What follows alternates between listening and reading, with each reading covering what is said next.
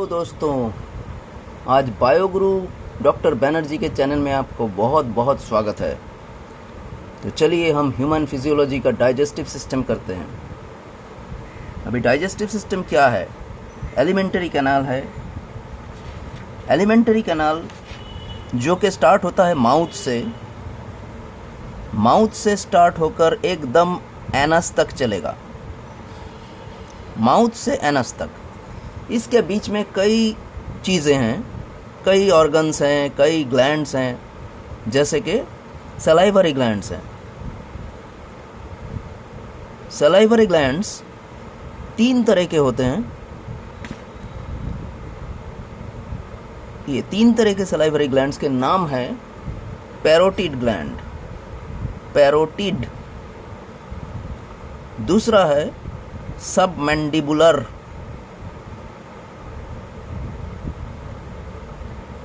और तीसरा है सबलिंगुअल। क्या क्या है? पैरोटिड है, सबमैंडिबुलर है और सबलिंगुअल है। अब पैरोटिड कहाँ है? पैरोटिड हमारे कानों के पास है, नियर द ईयर। कानों के सामने, in front of the year. सब बायोलॉजी में सब का मतलब है बिलो, नीचे। तो ये कहाँ पर है? Below wire. कहाँ पर? ये है बिलो मैंडिबल्स। मैंडिबल्स मतलब लोअर जॉ। बिलो मैंडिबल्स कहाँ है दोस्तों? Below mandibles. और सबलिंगुअल, लिंगुआ मतलब है टंग, तो ये है बिलो द टंग। सब मतलब मैंने कहा बिलो, तो below the tongue.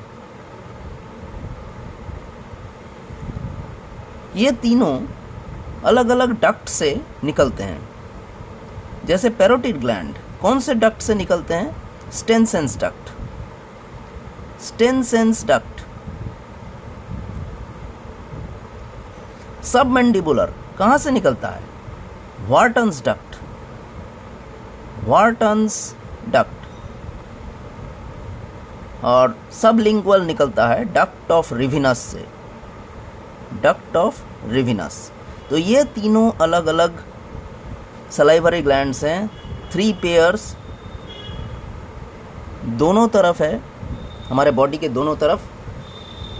Parotid gland है near the year, in front of the year बोलते हैं। स्टेनसेंस डक्ट से निकलते हैं। सबमैंडिबुलर बिलो द मैंडिबल, सब मतलब बिलो और मैंडिबल मतलब लोअर जॉ, तो बिलो द लोअर जॉ। ये डक्ट से निकलता है कौन सा? Wharton's duct. Sublingual below the tongue, duct of Rivinus. फिर क्या है? हमारे दांत हैं। माउथ के अंदर हमारे दांत है, टीथ। कितने टीथ हैं? 32। अब ये 32 टीथ 3 तरह के होते हैं। एक को कहते हैं हेटेरोडोंट। हमारे दांतों के 3 कैरेक्टर्स है। हेटेरोडोंट, हेटेरोडोंट डेंटिशन मतलब डिफरेंट टाइप्स के टीथ, तरह तरह के दांत, डिफरेंट टाइप्स। कौन से टाइप्स है? 4 तरीके के टाइप्स है। पहला है इंसिसर, इंसिसर। दूसरा है कैनाइन, कैनाइन मतलब जो मीट, फ्लैश खाने के काम में आते हैं। तीसरा है प्रीमोलर, प्रीमोलर। और चौथा है मोलर। मोलर टीथ एकदम डीप में रहता है। ये मोलर टीथ और प्रीमोलर टीथ ये दोनों में कस्प्स होते हैं, कस्प्स। इस तरह के दांत होते हैं। ये हर खाने को ग्राइंड करते हैं। प्रीमोलर्स और molars they both grind the food, grind and help them to chew properly. Incisors cutting करने के काम आता है, सिर्फ कट करने के। और canine tearing the flash, tearing flash, flash मतलब मांस इत्यादि। तो ये इंसिसर जो है इस तरह के दांत होते हैं, ऐसे।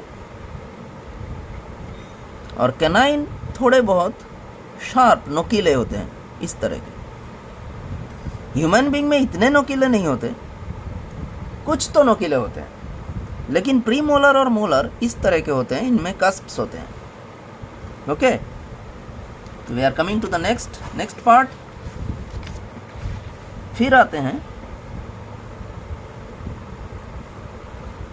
माउथ में जो फेरिंग्स है,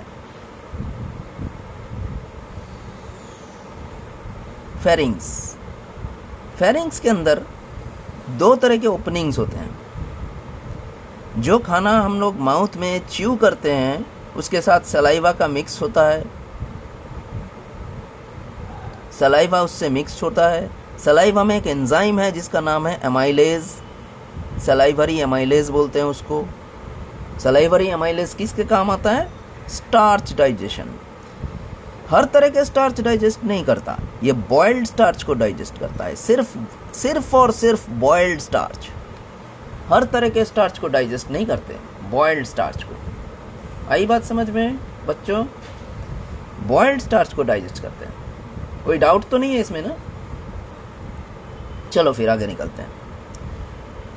तो एमाइलेज बॉइल्ड स्टार्च को डाइजेस्ट करते हैं। उसके बाद खाना जब आगे निकलता है, जब ईसोफेगस में जाता है, माउथ से ईसोफेगस की तरफ बढ़ रहा है खाना, ईसोफेगस में बढ़ते हुए कौन से दो ओपनिंग्स हैं? एक ओपनिंग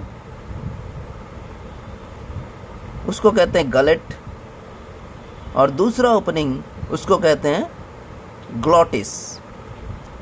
गलेट और ग्लॉटिस नाम के दो ओपनिंग्स होते हैं। ग्लॉटिस जाता है विंड पाइप में,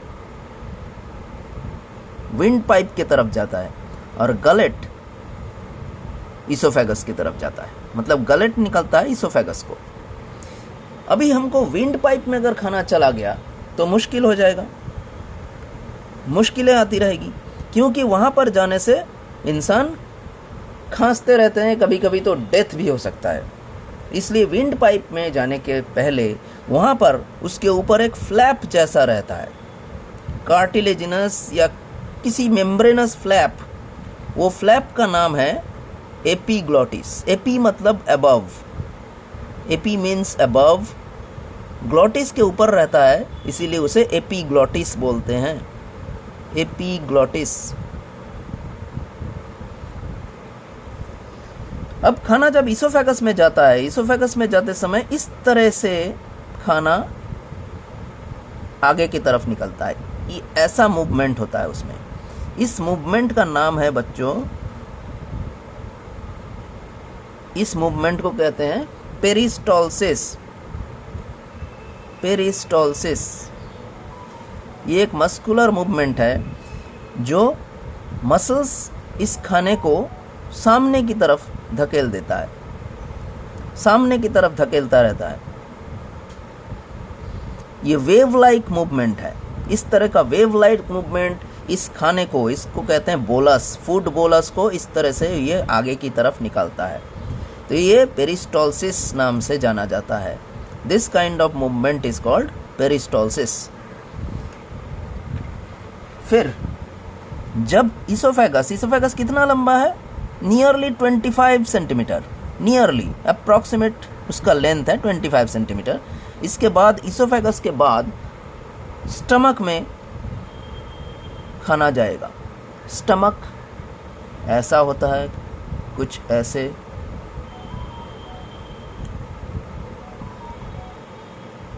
स्टमक की तरफ जब खाना आता है तब ईसोफेगस से यहाँ पर एक स्फिंक्टर मसल होता है। ये स्फिंक्टर मसल का नाम है कार्डियक स्फिंक्टर। Cardiac sphincter.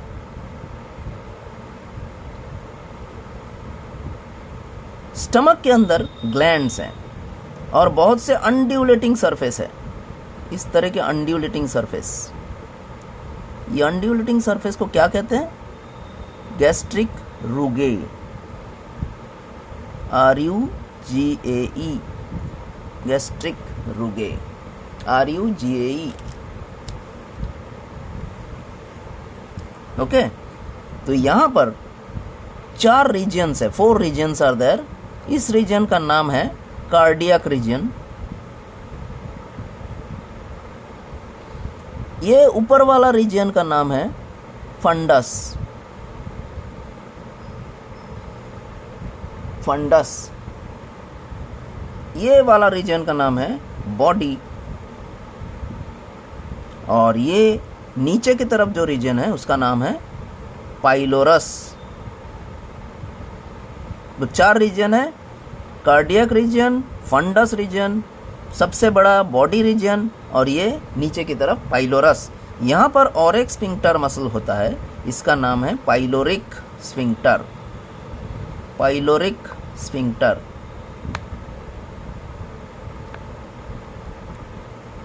तो जब इसोफेगस से खाना स्टमक में आता है तो कार्डियक स्फिंक्टर में होकर आना पड़ता है। ये कार्डियक स्फिंक्टर, यहाँ पर एक ओपनिंग है, यहाँ मस्कुलर ओपनिंग, यहाँ से निकल के फिर उसको स्टमक में आना पड़ता है। स्टमक में खाना कितने देर तक रहता है? 3 से 4 घंटे, 3 to 4 आवर्स इसमें पचता है। अब स्टमक में क्या है, कौन से ग्लैंड्स हैं? Gastric glands. गैस्ट्रिक ग्लैंड्स कितने तरह के होते हैं? 4-5 तरह के होते हैं। तो हम ये यहाँ पर 3 तरह के ग्लैंड्स पढ़ेंगे। एक का नाम है गॉबलेट सेल्स, एक का नाम है पेप्टिक सेल्स, और एक का नाम है ऑक्सिंटिक सेल्स। ऑक्सिंटिक सेल्स। ऑक्सिंटिक सेल्स से हाइड्रोक्लोरिक एसिड निकलता है, HCl निकलता है। पेप्टिक सेल से पेप्सिनोजेन निकलता है। पेप्सिनोजेन जो बाद में एक्टिवेट करता है, HCl पेप्सिनोजेन को एक्टिवेट करता है। पेप्सिनोजेन को एक्टिवेट करके उसको एक्टिव बनाता है, एक्टिव पेप्सिन बनता है, पेप्सिन। और ये गॉबलेट सेल से म्यूकस निकलता है। तो क्या क्या है? गॉबलेट सेल्स जो म्यूकस सिक्रीट करता है, पेप्टिक सेल्स जो पेप्सिनोजेन निकालता है, ऑक्सिंटिक सेल्स से हाइड्रोक्लोरिक एसिड निकलता है। हाइड्रोक्लोरिक एसिड पेप्सिनोजेन को एक्टिवेट करता है, उसको पेप्सिन बनाता है। ओके, तो this was all about this part of the digestive system. Thank you and please subscribe my channel. Thank you very much.